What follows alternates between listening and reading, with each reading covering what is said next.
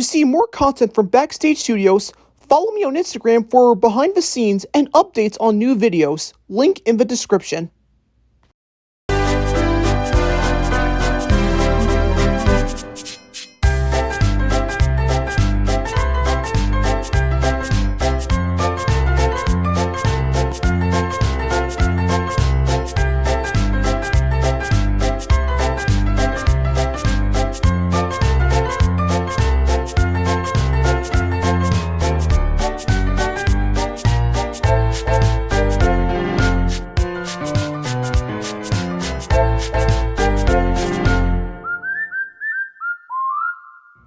When Chicago was the spring musical for my junior year of high school, I was obsessed with it.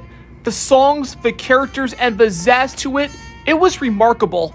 In February, I saw this on Broadway and it was more of an amazing experience.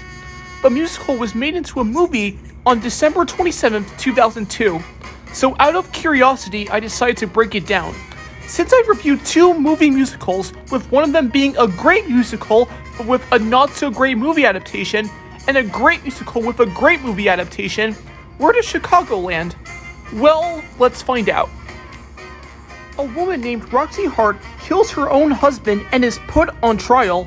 In the jail room, she meets Velma Kelly, who was a performer that Roxy is envious of, but is also a fan of her. Velma was sent here after she killed her husband too. Wanting to be famous just like Velma, Roxy gets all the attention she deserves with the help of her lawyer, Billy Flynn. Roxy and Velma also form a bond, and as usual, they become friends in the end. Before we go into the movie itself, I think I should talk about the original musical because I feel like it's worth mentioning. In 1926, a play was produced based on the 1924 court case of Beulah, Anon, and Bivila Garter titled Chicago, which was written by Maureen Dallas Watkins. Roxy and Velma were inspired by Anon and Garter respectively. 49 years later, in 1975, the play was put into a Broadway musical with music by John Kander and lyrics by Fred Enneb.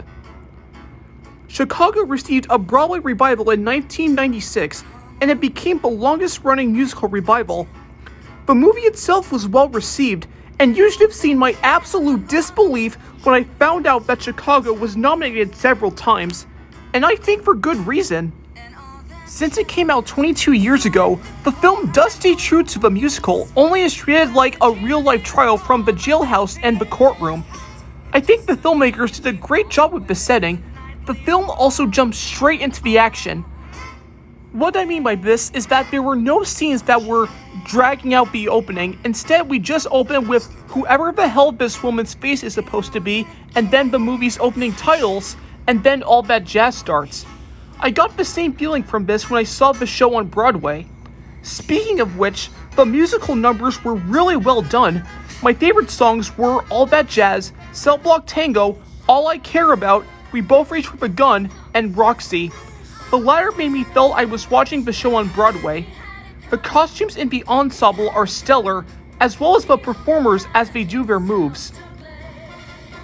As for the main characters, Roxy and Velma, I do like how they were not impressed with each other at first, but then they become friends. Billy Flynn is a charming lawyer who I find interesting how he turns Roxy into a celebrity, but my favorite character would probably be Amos, Roxy's real bumbling husband. He's so awkward in a way that it's hard not to like him, at least for me. He reminds me of Seymour from Little Shop of Horrors. I actually don't have any criticism with Chicago, except for one thing. Some songs from the original musical weren't in the film. I won't spoil what they are, but if they had the budget to make a movie musical set in the 1920s and have it named after a state, then why didn't they include all the songs? That's my only issue really, but in the end, Chicago is a really good adaptation of the original musical. It wasn't something I was completely blown away by, but I was still entertained by it. If you enjoy musical theater, you'll enjoy this movie as well. Or you might also enjoy this if you like crime films